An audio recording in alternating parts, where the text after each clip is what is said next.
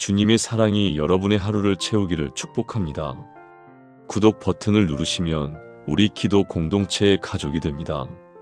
좋아요는 이 말씀이 더 많은 분들께 전해지도록 돕습니다. 그리고 댓글로 여러분의 기도 제목을 나눠주세요. 한 분 한 분의 사연을 읽으며 새벽마다 기도하겠습니다. 오늘 새벽 4시 37분 눈이 떠졌습니다. 또 그 생각이었습니다. 내가 왜 그랬을까? 과거의 실수가 떠오르면 가슴이 답답해지고 아무리 기도해도 그 무거움이 사라지지 않습니다. 이불을 끌어안고 눈을 감아보지만 마음속에서 누군가가 계속 속삭입니다. 내가 무슨 자격으로 하나님께 나아가니? 그때 그 일 하나님이 잊으셨을 것 같아? 넌 변하지 않았어. 똑같은 실수를 반복할 거야. 혹시 여러분도 이런 새벽을 보낸 적 있으십니까? 왜 용서받았다고 해도 마음이 편하지 않을까요? 왜 기도할 때마다 나 같은 사람이? 라는 생각이 먼저 올라올까요? 왜 하나님 앞에 당당하게 서지 못할까요? 왜 두려움이 사라지지 않을까요? 왜 믿음이 있다고 말하면서도 마음은 흔들릴까요? 솔직히 고백하겠습니다. 저도 목사인데 그런 새벽이 많았습니다. 특히 몇 년 전 큰 실수를 했을 때는 한 달 내내 정죄감에 시달렸습니다. 하나님이 정말 나를 용서하셨을까? 머리로는 알지만 마음이 따라오지 않았습니다. 설교단에 서면서도 나 같은 사람이 무슨 자격으로? 라는 생각이 발목을 잡았습니다. 새벽 기도 시간에 무릎을 꿇어도 하늘이 막힌 것 같았습니다. 그때 저는 로마서 8장을 처음부터 끝까지 읽기 시작했습니다. 그리고 놀라운 것을 발견했습니다. 세상은 말합니다. 잘못하면 벌받는다. 자격 없으면 거부당한다. 우리는 이 논리에 너무 익숙해져 있습니다. 학교에서도, 직장에서도, 심지어 가정에서도 우리는 조건부 사랑을 경험해왔습니다. 잘하면 인정받고 못하면 버림받는다. 성공하면 사랑받고 실패하면 외면당한다. 그래서 우리는 하나님도 그러실 거라고 무의식적으로 생각합니다. 하지만 하나님은 정반대로 말씀하십니다. 로마서 8장 1절입니다. 그러므로 이제 그리스도 예수 안에 있는 자에게는 결코 정죄함이 없나니. 정죄가 조금 있는 게 아닙니다. 결코 없다고 하셨습니다. 이것이 로마서 8장의 첫 번째 선언입니다. 오늘 저는 이 로마서 8장 전체에서 흔들리는 마음에 주시는 주님의 7가지 한마디를 나누려고 합니다. 정죄와 두려움에서 평강으로 나아가는 여정입니다. 이 7가지 말씀이 여러분의 새벽을 바꿀 것입니다. 눈물로 얼룩진 베개가 감사의 고백으로 바뀔 것입니다. 무거웠던 마음이 날아갈 듯 가벼워질 것입니다. 함께 가보시겠습니까? 여러분, 정죄감이라는 것이 얼마나 무서운지 아십니까? 그것은 마치 보이지 않는 사슬과 같습니다. 겉으로는 멀쩡해 보이지만 마음속 깊은 곳에서 끊임없이 우리를 조입니다. 넌 자격 없어. 넌 또 실패할 거야. 하나님이 너 같은 사람을 어떻게 사랑하시겠어?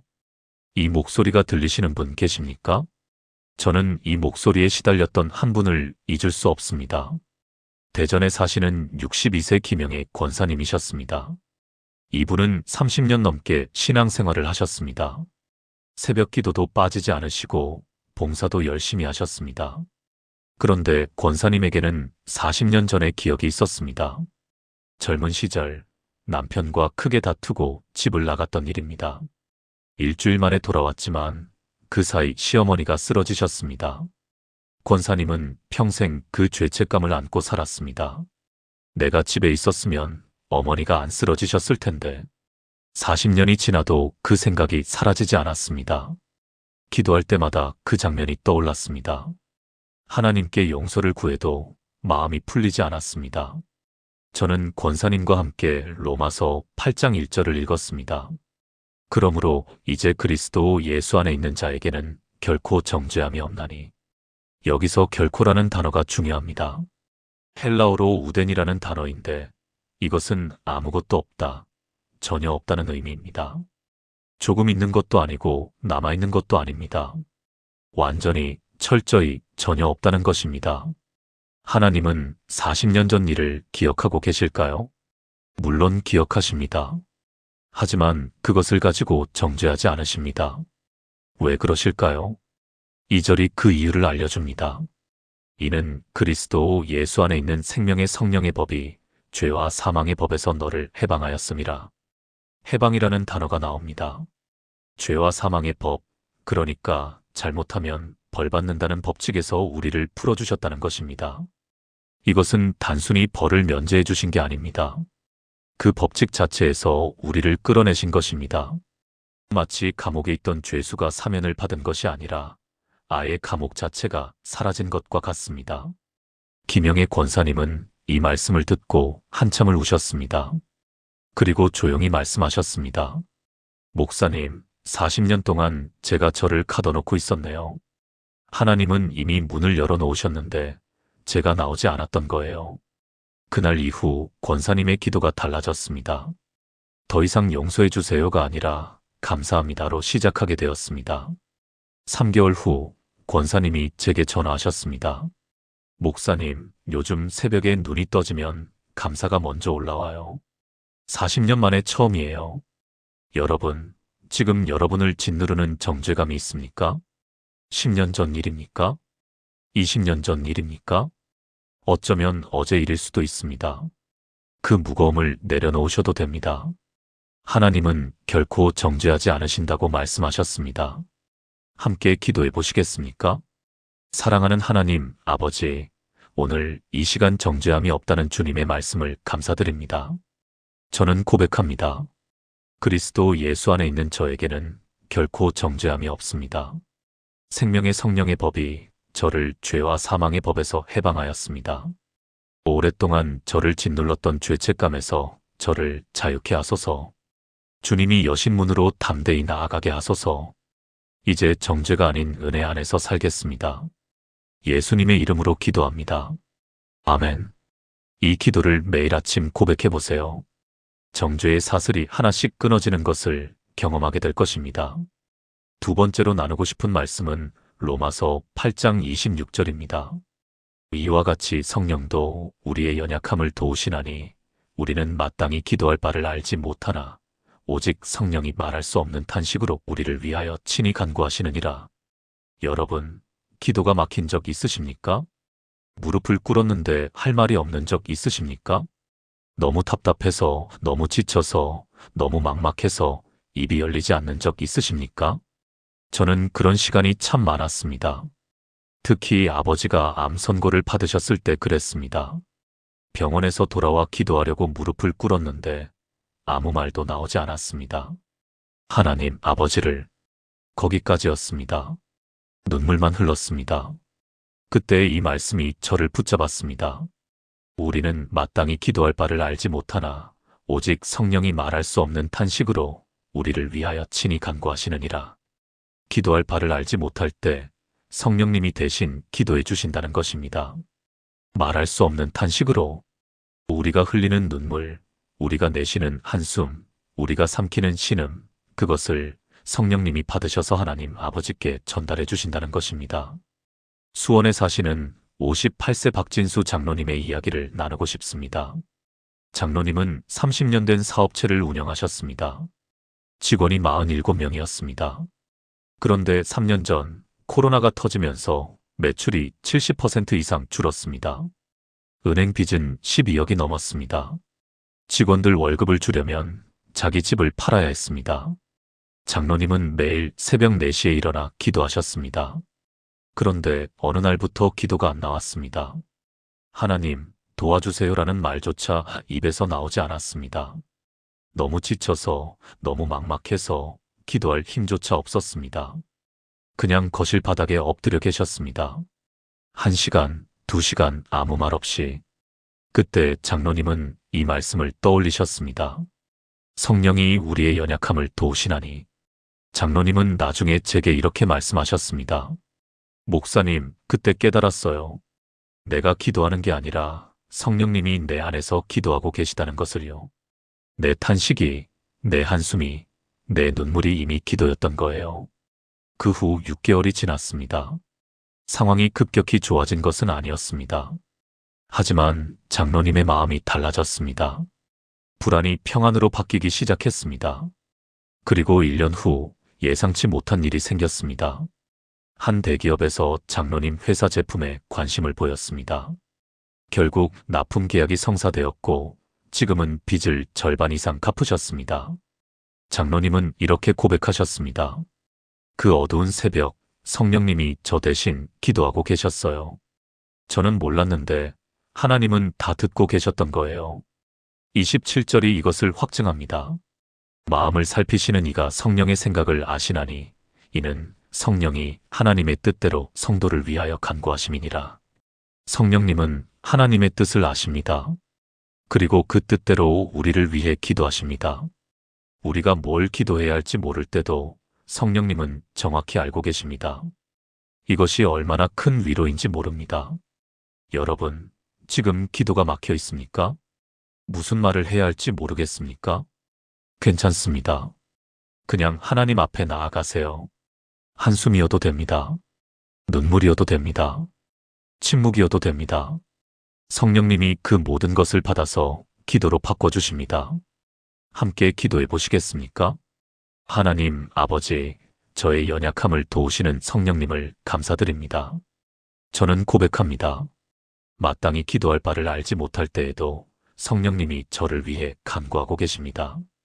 저의 한숨과 눈물과 탄식이 주님께 상달되고 있습니다. 오늘 저의 연약함을 부끄러워하지 않겠습니다. 그 연약함 가운데 성령님의 도우심이 있음을 믿습니다. 말할 수 없는 깊은 곳의 아픔까지 주님이 알고 계심을 신뢰합니다. 예수님의 이름으로 기도합니다. 아멘. 세 번째 말씀은 여러분이 잘 아시는 구절입니다. 로마서 8장 28절입니다. 우리가 알거니와 하나님을 사랑하는 자, 곧 그의 뜻대로 부르심을 입은 자들에게는 모든 것이 합력하여 선을 이루느니라. 이 말씀 참 많이 들어보셨지요? 그런데 솔직히 이 말씀이 와닿지 않을 때가 있지 않습니까? 모든 것이 합력하여 선을 이룬다고? 지금 이 고통이 어떻게 선이 될 수 있지? 이 상황에서 하나님이 뭘 하고 계신 거지? 저도 그런 의문이 들었던 적이 많습니다. 특히 이해할 수 없는 일을 당했을 때 그랬습니다.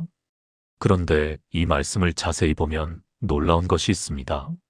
모든 것이 선이다라고 하지 않았습니다. 모든 것이 합력하여 선을 이룬다고 하셨습니다. 합력이라는 단어가 중요합니다. 헬라어로 시네르게오인데 여기서 영어 시너지가 나왔습니다. 함께 일한다는 뜻입니다. 하나하나 떼어놓고 보면 이해가 안 됩니다. 고통은 고통이고 실패는 실패이고 상처는 상처입니다. 하지만 하나님은 그것들을 모아서 엮어서 조합해서 선을 만들어내십니다. 마치 퍼즐 조각처럼 한 조각만 보면 뭔지 모릅니다. 그러나 모든 조각이 맞춰지면 아름다운 그림이 완성됩니다. 인천에 사시는 67세 이순자 권사님의 이야기입니다. 권사님은 45세에 남편을 잃으셨습니다. 교통사고였습니다. 두 아이를 홀로 키우셔야 했습니다. 식당에서 일하시고 청소일도 하시고 할 수 있는 건 다 하셨습니다. 밤에는 아이들 재워놓고 몰래 우셨습니다. 왜 하나님은 저한테 이러시는 걸까? 남편을 데려가시면서 뭘 하시려는 걸까? 그 질문에 대한 답을 찾지 못한 채 20년이 흘렀습니다. 두 아이가 다 성장했습니다. 큰아들은 의사가 되었고 딸은 간호사가 되었습니다. 그런데 둘 다 같은 말을 했습니다. 엄마가 힘들게 일하시는 걸 보면서 저도 힘든 사람들을 도와야겠다고 생각했어요. 큰아들은 지금 무료 진료소에서 봉사하고 있습니다. 딸은 호스피스 병동에서 임종을 앞둔 환자들을 돌보고 있습니다. 권사님은 제게 이렇게 말씀하셨습니다. 목사님, 20년 전에는 몰랐어요. 왜 남편을 데려가셨는지. 그런데 이제 조금 알 것 같아요. 내 고통이 아이들의 마음을 만들었더라고요. 그리고 그 아이들이 지금 수많은 사람을 살리고 있어요. 권사님은 눈물을 흘리시며 말씀하셨습니다. 하나님이 내 고통을 버리지 않으셨어요. 다 모아서 쓰고 계셨어요. 이것이 합력하여 선을 이루신다는 말씀입니다. 지금 당장은 이해가 안 될 수 있습니다. 왜 이런 일이 생겼는지, 왜 이 고통을 겪어야 하는지 모를 수 있습니다. 하지만 하나님은 그 모든 것을 모으고 계십니다. 퍼즐 조각처럼 언젠가 그림이 완성될 때 여러분은 알게 될 것입니다. 아, 이래서 그랬구나. 이것을 위해 그 일이 필요했구나. 여러분, 지금 이해되지 않는 일이 있습니까? 왜 이런 일을 겪어야 하는지 모르겠습니까? 하나님을 신뢰하세요. 그분은 실수하지 않으십니다. 그분은 지금도 모든 것을 합력하여 선을 이루고 계십니다. 함께 기도해 보시겠습니까? 하나님 아버지, 모든 것을 합력하여 선을 이루시는 주님을 찬양합니다. 저는 고백합니다. 지금 이해되지 않는 일들도 주님의 손 안에 있습니다. 저의 고통도, 저의 눈물도, 저의 실패도 주님이 모으고 계십니다. 보이지 않는 곳에서 퍼즐을 맞추고 계심을 믿습니다. 조급해하지 않겠습니다. 주님의 때를 기다리겠습니다. 언젠가 완성될 아름다운 그림을 기대합니다. 예수님의 이름으로 기도합니다. 아멘. 네 번째 말씀은 로마서 8장 31절입니다. 그런즉 이 일에 대하여 우리가 무슨 말하리요? 만일 하나님이 우리를 위하시면 누가 우리를 대적하리요? 이 말씀에서 중요한 단어가 있습니다. 위하시면이라는 단어입니다.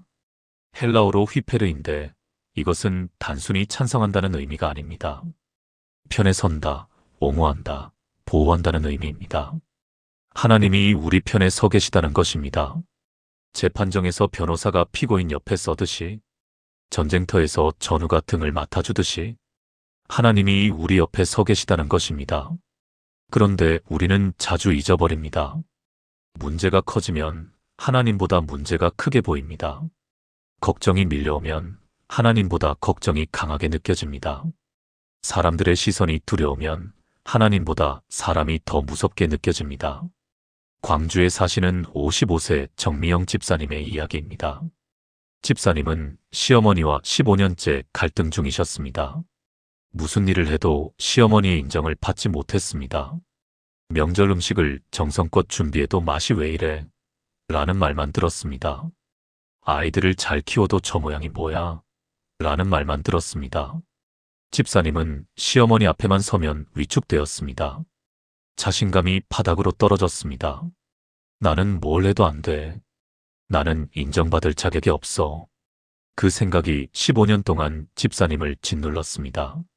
그러던 어느 날 새벽 기도에서 이 말씀을 만났습니다. 만일 하나님이 우리를 위하시면 누가 우리를 대적하리요? 집사님은 그 자리에서 울음이 터졌습니다. 아, 시어머니가 나를 인정 안 해도 하나님은 나를 인정하고 계시구나. 사람들이 나를 무시해도 하나님은 나 편이시구나. 그날 이후 집사님의 마음이 달라지기 시작했습니다. 더 이상 시어머니의 말에 무너지지 않았습니다. 마음이 흔들릴 때마다 이 말씀을 되뇌었습니다.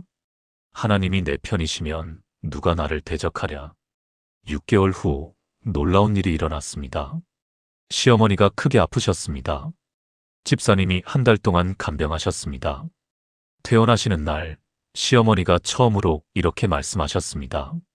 미영아, 고마워. 내가 너한테 잘못했다. 집사님은 15년 만에 처음으로 시어머니의 인정을 받았습니다. 하지만 집사님은 제게 이렇게 말씀하셨습니다. 목사님, 신기한 건요. 이제는 시어머니가 인정해 주시든 안 해주시든 크게 상관없어요. 하나님이 나를 인정하고 계시니까요. 그게 가장 큰 인정이에요. 이것이 로마서 8장 31절의 능력입니다. 사람의 인정이 필요 없어집니다. 사람의 평가가 두렵지 않아집니다. 왜냐하면 우주를 창조하신 하나님이 내 편이시기 때문입니다. 여러분, 지금 누군가의 시선이 두려우십니까? 누군가의 평가가 여러분을 짓누르고 있습니까? 기억하세요. 하나님이 여러분 편이십니다. 하나님이 여러분을 위해 서 계십니다. 그 누가 여러분을 대적할 수 있겠습니까? 함께 기도해 보시겠습니까? 하나님 아버지, 저의 편이 되어 주시니 감사합니다. 저는 고백합니다. 만일 하나님이 저를 위하시면 누가 저를 대적하겠습니까? 사람들의 시선보다 하나님의 시선이 더 중요합니다. 사람들의 평가보다 하나님의 평가가 더 소중합니다. 오늘부터 사람을 두려워하지 않겠습니다. 주님이 저의 편이심을 기억하며 담대하게 살겠습니다. 저를 향한 주님의 사랑 안에서 안식하게 하소서. 예수님의 이름으로 기도합니다. 아멘. 다섯 번째 말씀은 로마서 8장 32절입니다. 자기 아들을 아끼지 아니하시고 우리 모든 사람을 위하여 내주신 이가 어찌 그 아들과 함께 모든 것을 우리에게 주시지 아니하겠느냐. 이 말씀은 정말 놀라운 논리를 담고 있습니다. 하나님은 가장 귀한 것, 가장 소중한 것, 독생자 예수님을 이미 주셨습니다. 가장 큰 선물을 이미 주셨는데 작은 것을 안 주실 리가 있겠느냐는 것입니다. 생각해 보세요. 100억짜리 집을 선물로 준 사람이 커피 한 잔을 아끼겠습니까? 생명을 구해준 사람이 밥 한 끼를 거절하겠습니까? 하나님은 아들을 주셨습니다. 그 아들이 십자가에서 피 흘리시는 것을 지켜보셨습니다. 그것을 주셨는데 우리에게 필요한 것을 안 주실 리가 없습니다. 그런데 우리는 자주 의심합니다. 하나님이 정말 내 필요를 채워주실까? 내 기도를 들으실까? 나 같은 사람한테 관심이나 있으실까? 부산에 사시는 60세의 최동환 집사님의 이야기입니다. 집사님은 평생 자영업을 하셨습니다. 작은 인쇄소를 운영하셨는데 항상 빠듯했습니다. 큰 부자가 되고 싶은 것도 아니었습니다.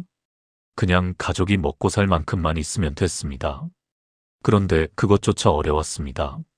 11조를 들이시면서도 마음 한편에 불안이 있었습니다. 이거 드리면 이번 달 살 수 있을까? 하나님이 정말 채워주실까? 그러던 어느 날 큰 거래처가 부도가 났습니다. 받을 돈 3천만 원이 날아갔습니다. 집사님은 하늘이 무너지는 것 같았습니다. 그날 밤 집사님은 성경을 펼쳤습니다. 로마서 8장 32절이 눈에 들어왔습니다. 자기 아들을 아끼지 아니하시고 어찌 그 아들과 함께 모든 것을 우리에게 주시지 아니하겠느냐. 집사님은 그 말씀 앞에서 한참을 묵상하셨습니다. 하나님이 아들을 주셨는데 3천만 원을 못 주실 리가 없지. 아들을 십자가에 내어주신 분이 내 가정을 버리실 리가 없지. 집사님은 그날 밤 결단하셨습니다. 불안해하지 않기로, 하나님을 신뢰하기로. 그리고 놀라운 일이 일어났습니다. 일주일 후 전혀 예상치 못한 곳에서 연락이 왔습니다. 10년 전에 잠깐 거래했던 회사였습니다. 그 회사가 대형 프로젝트를 맡게 되었는데 인쇄 파트너를 찾고 있었습니다. 계약 금액이 5천만 원이었습니다. 잃은 것보다 더 큰 것이 왔습니다. 집사님은 제게 이렇게 말씀하셨습니다. 목사님, 그때 깨달았어요. 하나님은 아들을 주신 분이에요. 3천만 원쯤은 아무것도 아니셨던 거예요. 제가 너무 작은 눈으로 하나님을 봤어요. 여러분, 지금 부족함 때문에 힘드십니까? 돈 때문에, 건강 때문에, 관계 때문에 걱정되십니까? 기억하세요. 하나님은 아들을 주신 분입니다. 그 아들과 함께 모든 것을 주실 분입니다. 여러분의 필요를 모르지 않으십니다. 여러분의 상황을 외면하지 않으십니다. 때가 되면, 방법이 되면 반드시 채워주실 것입니다. 함께 기도해 보시겠습니까? 하나님 아버지, 아들을 아끼지 않으시고 내어주신 주님의 사랑을 감사드립니다. 저는 고백합니다. 독생자를 주신 하나님이 저의 필요를 외면하지 않으십니다. 가장 큰 선물을 주신 분이 작은 것을 아끼지 않으십니다. 저의 부족함을 주님께 맡깁니다. 걱정을 내려놓고 신뢰하기로 결단합니다. 주님이 채워주실 것을 믿으며 감사로 기다리겠습니다. 예수님의 이름으로 기도합니다. 아멘. 여섯 번째 말씀은 로마서 8장 33절에서 34절입니다. 누가 능히 하나님께서 택하신 자들을 고발하리요. 의롭다 하신 이는 하나님이시니 누가 정죄하리요. 죽으실 뿐 아니라 다시 살아나신 이는 그리스도 예수시니 그는 하나님 우편에 계신 자여 우리를 위하여 간구하시는 자신이라. 여기서 법정 용어가 나옵니다. 고발, 정죄, 간구. 마치 재판정 장면 같습니다. 생각해 보세요. 만약 여러분이 법정에 섰다고 상상해 보세요. 검사가 여러분의 모든 잘못을 하나하나 읽어 내려갑니다. 피고인은 영년 영월 영일에 이런 죄를 지었습니다. 피고인은 영년 영월 영일에 저런 잘못을 했습니다. 끊임없이 고소장 읽힙니다. 여러분은 아무 말도 할 수 없습니다. 전부 사실이니까요. 유죄 판결이 내려질 것 같습니다. 그때 누군가가 일어납니다. 예수님입니다. 예수님이 변호인 자리에 서셨습니다. 그리고 판사이신 하나님 아버지께 말씀하십니다. 아버지, 이 사람의 죄는 제가 이미 십자가에서 다 갚았습니다. 더 이상 고소할 것이 없습니다. 이 사람은 무죄입니다. 이것이 로마서 8장 34절의 그림입니다. 예수님은 지금도 하나님 우편에서 우리를 위해 간구하고 계십니다. 변호하고 계십니다. 우리 편에서 말씀하고 계십니다. 서울에 사시는 71세 한명숙 권사님의 이야기입니다. 권사님은 젊은 시절 큰 잘못을 하셨습니다. 가정을 버리고 다른 남자와 떠났었습니다. 3년 만에 돌아왔지만 그 기억은 평생 권사님을 따라다녔습니다. 교회에 나가도 마음이 편하지 않았습니다. 나 같은 죄인이 여기 있어도 되나? 하나님이 나를 받아주실까? 특히 성찬식 때가 힘들었습니다. 떡과 포도주를 받을 자격이 없다고 느꼈습니다. 손이 떨려서 제대로 들지도 못했습니다. 그러던 어느 주일 담임 목사님이 로마서 8장 33절에서 34절을 읽으셨습니다. 누가 능히 하나님께서 택하신 자들을 고발하리요? 누가 정죄하리요? 그리고 이렇게 말씀하셨습니다. 여러분을 고소하는 자가 있습니다. 마귀입니다. 여러분의 과거를 들추며 넌 자격 없어라고 말합니다. 하지만 예수님이 변호하고 계십니다. 이 사람의 죄는 내가 다 갚았다. 더 이상 고소할 것이 없다. 여러분은 이미 무죄 선고를 받았습니다. 그날 권사님은 처음으로 떨리지 않는 손으로 성찬을 받으셨습니다. 눈물이 흘렀지만 기쁨의 눈물이었습니다. 권사님은 나중에 제게 이렇게 말씀하셨습니다. 목사님, 50년 동안 저를 고소하던 목소리가 있었어요. 넌 자격 없어, 넌 죄인이야. 그런데 그날 알았어요. 예수님이 저를 변호하고 계셨다는 거. 더 이상 정죄받을 이유가 없다는 거. 권사님은 지금 교회에서 새신자 신방을 담당하고 계십니다. 과거에 상처받은 분들, 죄책감에 시달리는 분들을 찾아가십니다. 그리고 이 말씀을 나누십니다. 예수님이 당신을 변호하고 계세요. 더 이상 정죄받지 않아도 돼요. 여러분, 지금 누군가가 여러분을 고소하고 있습니까? 마음속 목소리가 넌 자격 없어라고 말하고 있습니까? 기억하세요. 예수님이 지금 하나님 우편에서 여러분을 변호하고 계십니다. 이 사람의 죄는 내가 다 갚았습니다. 더 이상 고소할 것이 없습니다. 무죄입니다. 이것이 예수님의 변호입니다. 함께 기도해 보시겠습니까? 하나님 아버지, 저를 위해 간구하시는 예수님을 감사드립니다. 저는 고백합니다.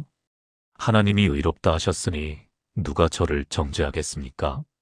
예수님이 십자가에서 죽으시고 다시 살아나셔서 저를 변호하고 계십니다. 더 이상 저를 고소하는 목소리에 귀 기울이지 않겠습니다. 예수님의 변호를 믿습니다. 저는 무죄입니다. 저는 의롭다 여김을 받았습니다. 담대하게 은혜의 보좌 앞에 나아가겠습니다.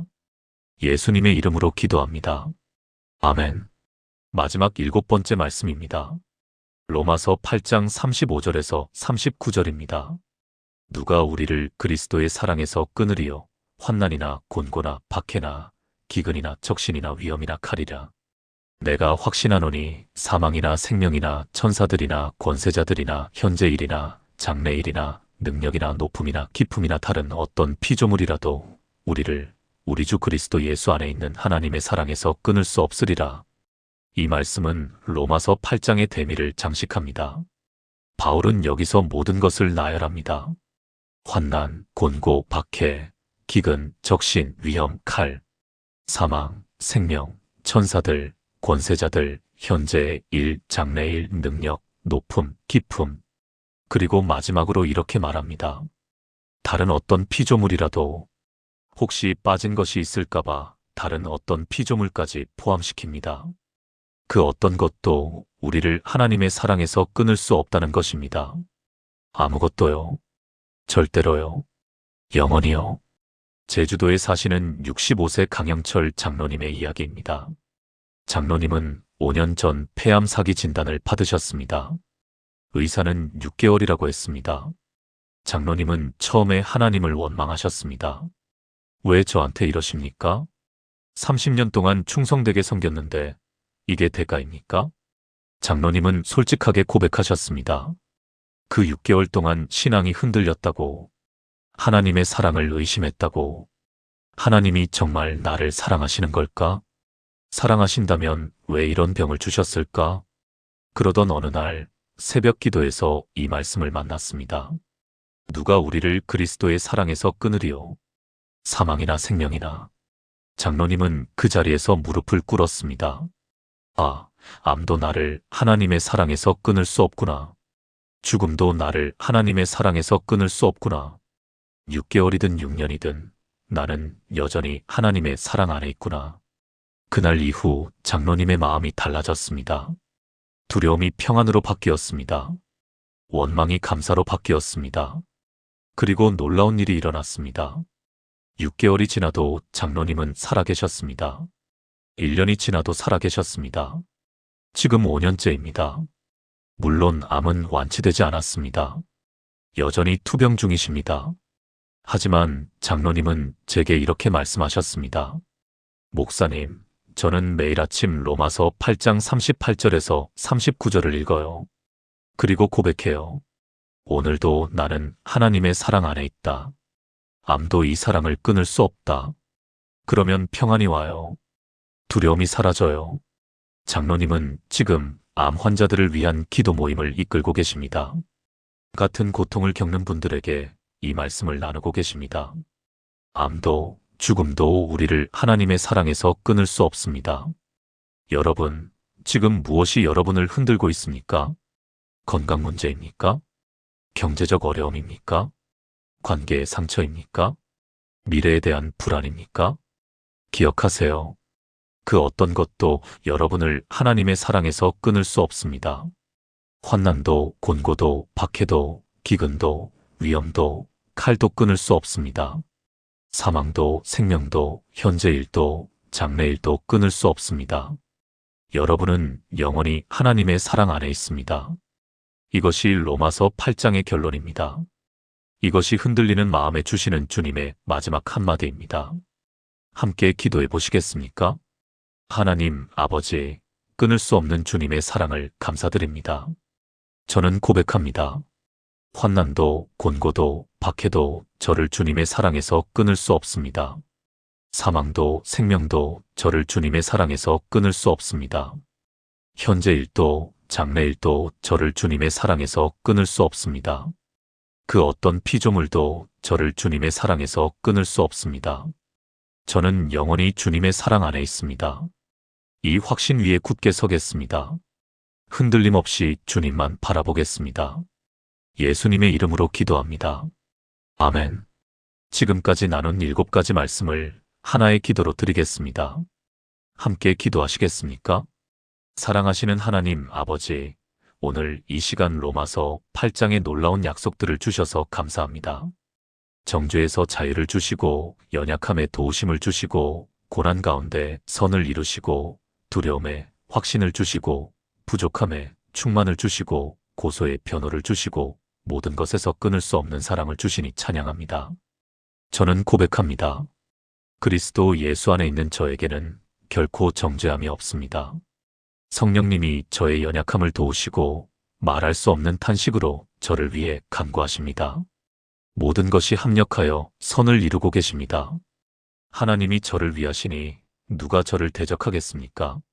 아들을 아끼지 않으시고 주신 분이 모든 것을 주실 것입니다. 예수님이 하나님 우편에서 저를 변호하고 계십니다. 그 어떤 것도 저를 그리스도의 사랑에서 끊을 수 없습니다.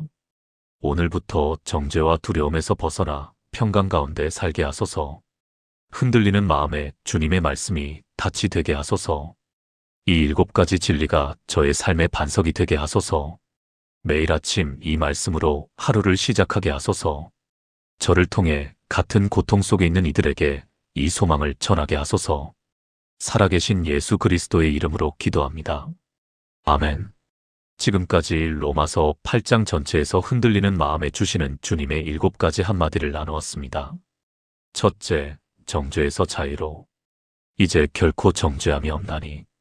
둘째, 연약함에서 도우심으로. 성령이 우리의 연약함을 도우시나니. 셋째, 고난에서 영광으로. 합력하여 선을 이루시느니라. 넷째, 두려움에서 확신으로. 하나님이 우리를 위하시면 누가 우리를 대적하리요. 다섯째, 부족함에서 충만으로. 자기 아들을 아끼지 아니하시고. 여섯째, 고소에서 변호로. 누가 정죄하리요. 일곱째, 분리에서 연합으로. 누가 우리를 그리스도의 사랑에서 끊으리요. 여러분, 이 7가지 말씀이 여러분의 새벽을 바꾸기를 기도합니다. 4시 37분에 눈이 떠져도 더 이상 정죄의 목소리에 시달리지 않으시기를. 기도가 막혀도 성령님이 대신 간구하고 계심을 기억하시기를. 이해되지 않는 일이 있어도 합력하여 선을 이루실 것을 신뢰하시기를. 사람의 시선이 두려워도 하나님이 내 편이심을 확신하시기를. 부족함 때문에 걱정되어도 아들을 주신 분이 모든 것을 주실 것을 믿으시기를. 고소하는 목소리가 들려도 예수님이 변호하고 계심을 기억하시기를. 무엇이 흔들어도 끊을 수 없는 사랑 안에 있음을 고백하시기를. 오늘 이 말씀이 여러분의 마음에 닿았다면 아래 댓글란에 평강이라고 남겨주세요. 정죄와 두려움에서 벗어나 평강을 누리기로 결단하신다면 그 고백을 함께 나눠주세요. 그리고 이 영상이 도움이 되셨다면 좋아요와 구독 부탁드립니다. 같은 고통 속에 있는 분들에게 이 은혜가 전해질 수 있도록 공유도 부탁드립니다. 하나님의 평강이 여러분의 마음을 지키시기를 축복합니다. 예수님의 이름으로 축복합니다.